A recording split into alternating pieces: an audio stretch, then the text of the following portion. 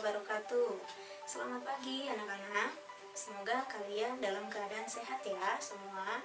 Baik, di pertemuan kali ini sebelum ke materi berikutnya, Ibu akan bahas dulu nih soal yang kemarin Ibu berikan pada kalian, agar kalian tahu apakah jawaban yang sudah kalian berikan ini sudah benar atau masih ada yang kurang tepat.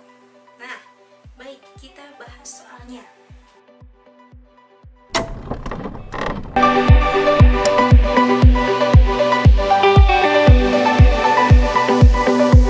Kita bahas soal nomor 2. Di soal nomor 2 ini yang diketahui adalah jaraknya. Jaraknya yaitu 120 meter atau disimbolkan oleh huruf S. Itu adalah jarak. Kemudian waktunya berapa lama? Waktunya adalah 1 menit yang disimbolkan oleh huruf T. Yang dicari adalah V atau kecepatan. Kita jawab sekarang. Cara menjawabnya berarti kalian harus tahu dulu susunan dari segitiga ajaib agar kalian tidak salah memasukkan rumus, di mana yang di atas ini adalah S, lalu di bawah V, kemudian T. Sedangkan yang ditanyakan adalah V atau kecepatan. Maka kecepatan atau V-nya kalian tutup bahwa V sama dengan S per T atau jarak dibagi waktu. Jaraknya berapa? Yang diketahui adalah 120 meter. Maka S sama dengan 120 meter dibagi waktu. Ingat, waktunya ini masih berupa menit, sedangkan jawabannya harus berupa detik atau sekon. Maka 1 menit ini setara dengan 60 sekon. Berarti ini 120 dibagi 60 sekon. Ya. Berapa hasilnya? 2 meter per sekon. Betul. Sekarang kita bahas soal nomor 3, di mana yang diketahuinya adalah kecepatan sebesar 40 km per jam. Lalu jarak atau S sama dengan 20 km. Yang ditanyakan adalah waktu, di mana yang di atas ini adalah S, kemudian ini V, lalu T. Yang ditanyakan adalah waktu atau T, maka T-nya kalian tutup, maka rumus yang keluar adalah S per V. Maka T sama dengan S per V, di mana S ini adalah jarak, V ini adalah kecepatan. Kita masukkan S-nya berapa? S-nya ini 20 km dibagi V-nya berapa? V-nya 40 km per jam. 40 km per jam. Tinggal dihitung ya. Di soal ini kalian tidak perlu merubah satuannya. Kenapa? Karena kalian bisa lihat dari kecepatan ini adalah kilometer per jam.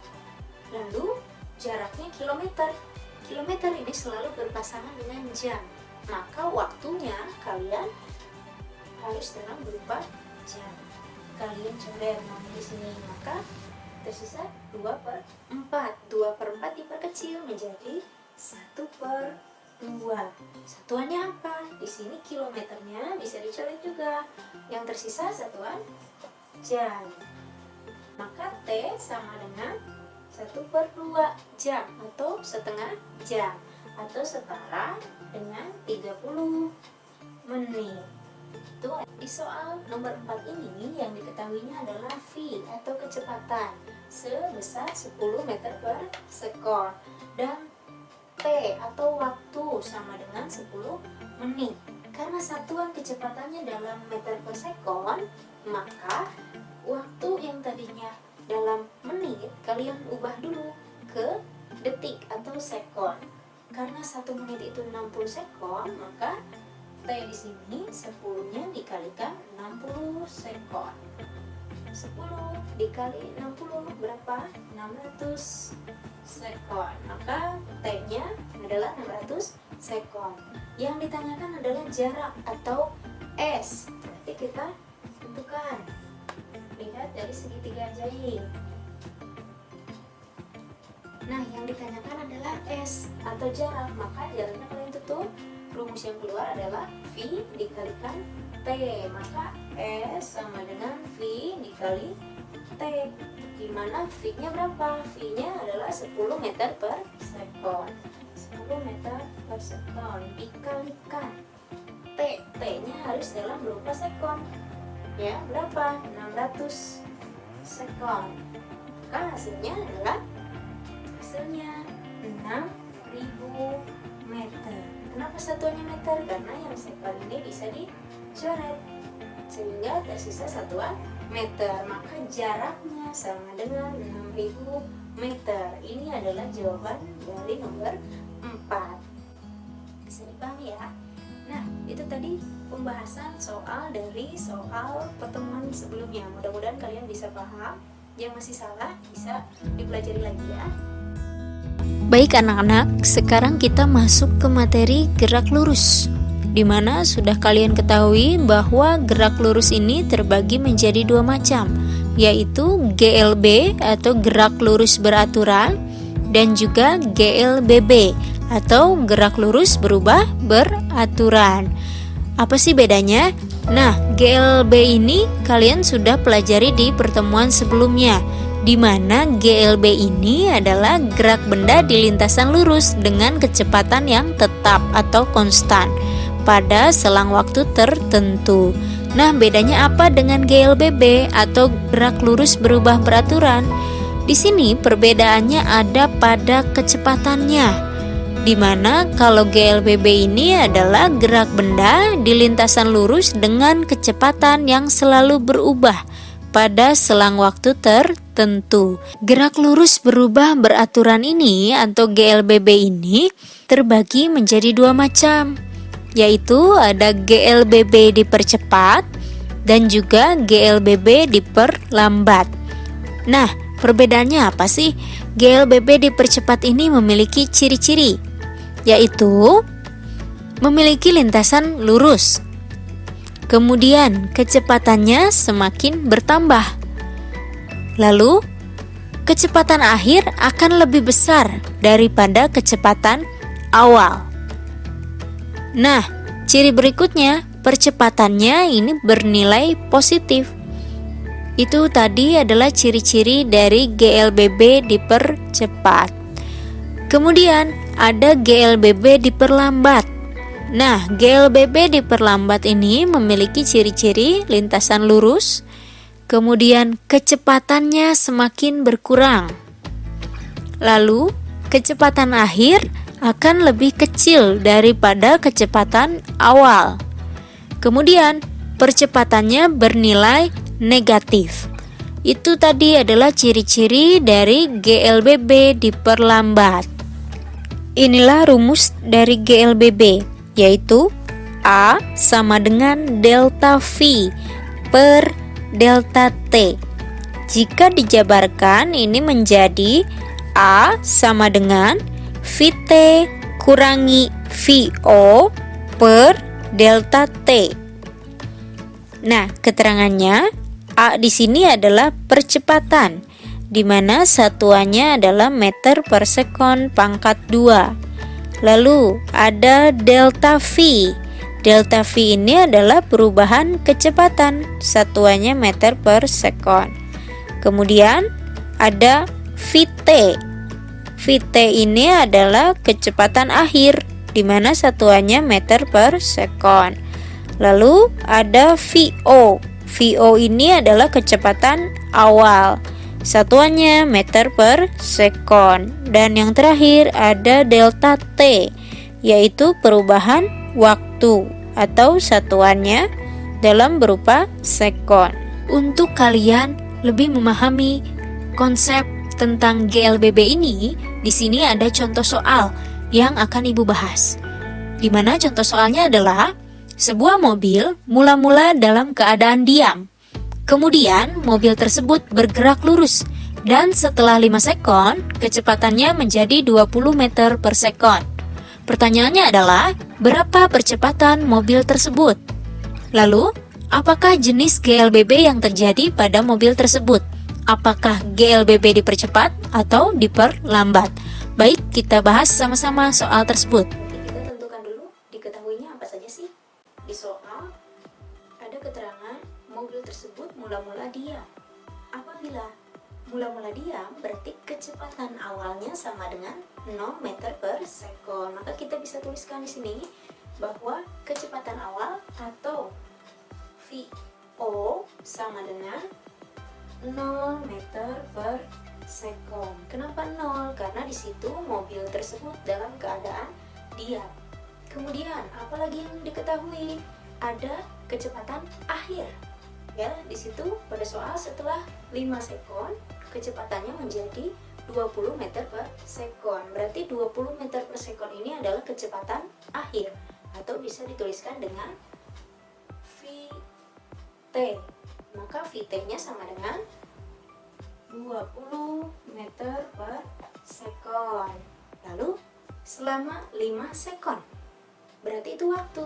Waktu disimbolkan oleh delta T atau perubahan waktu. Perubahan waktunya terjadi selama 5 sekon, maka delta T ini adalah 5 sekon.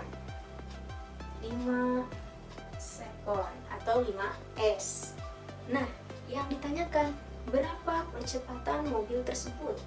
Ingat, percepatan ini simbolnya adalah A. Betul, maka yang ditanyakan adalah berapa A atau percepatan. Pertanyaan kedua adalah apakah jenis GLBB tersebut?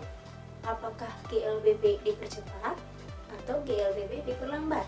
Percepatan sama dengan A sama dengan delta V per delta T. Apa itu delta V? Delta V ini adalah perubahan kecepatan. Ya, kita jabarkan di bawah. Maka percepatan kita turunkan rumusnya bahwa delta V ini adalah perubahan kecepatan, yaitu VT atau V akhir dikurangi V awal atau VO. Itu untuk mencari delta V, ya, per delta T. Dari sini setelah dijabarkan rumusnya, maka kita tinggal masukkan angkanya yang diketahui tadi berapa saja. Maka kita turunkan rumusnya. A sama dengan V akhir atau kecepatan akhir yang dituliskan dengan VT. Berapa kecepatan akhirnya? Di sini kecepatan akhirnya adalah 20 meter per sekon. Tinggal tuliskan 20 meter per sekon dikurangi V awal, ya, atau kecepatan awal. Kecepatan awal ini disimbolkan oleh VO. VO-nya berapa? VO-nya adalah 0. Ini 0. Jangan lupa satuannya meter per sekon. Per perubahan waktu. Di sini waktunya diketahui selama 5 sekon. Ya, tinggal dituliskan 5 sekon. Maka tinggal dihitung. Maka percepatannya adalah 20 dikurangi 20 dibagi 5 adalah 4. Satuannya apa? Satuan percepatan itu meter per sekon pangkat 2. Kenapa sekonnya pangkat 2? Karena di sini sekonnya ada 2, yaitu dari kecepatan dan juga dari waktu. Maka berapa percepatan yang diperoleh dari mobil tersebut? Kecepatannya adalah 4 meter per sekon pangkat 2. Itu adalah percepatan dari mobil pada soal tersebut. Nah, karena angka percepatannya adalah positif, 4 positif, maka GLBB yang terjadi pada mobil tersebut adalah GLBB dipercepat. Bagian B ini adalah jenisnya GLBB dipercepat. Terus ini bisa dipahami. Nah, lalu apa bedanya dengan GLBB diperlambat?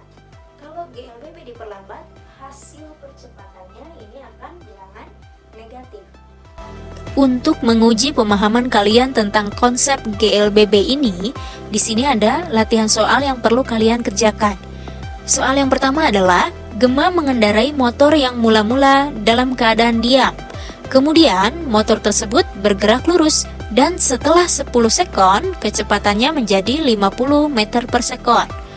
Pertanyaannya, A. Berapa percepatan motor yang dikendarai Gema?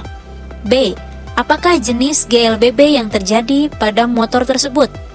Pertanyaan yang kedua, Maya mengendarai mobil dengan kecepatan 60 meter per sekon dan 5 sekon kemudian kecepatan mobil tersebut menjadi 30 meter per sekon. Pertanyaannya, A. Berapa percepatan mobil yang dikendarai Maya? B.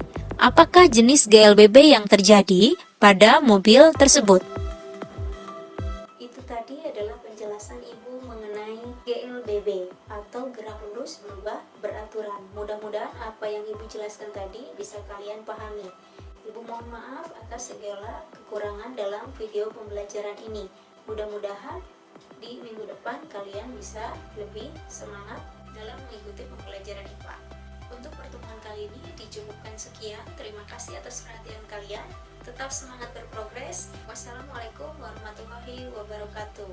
Dah.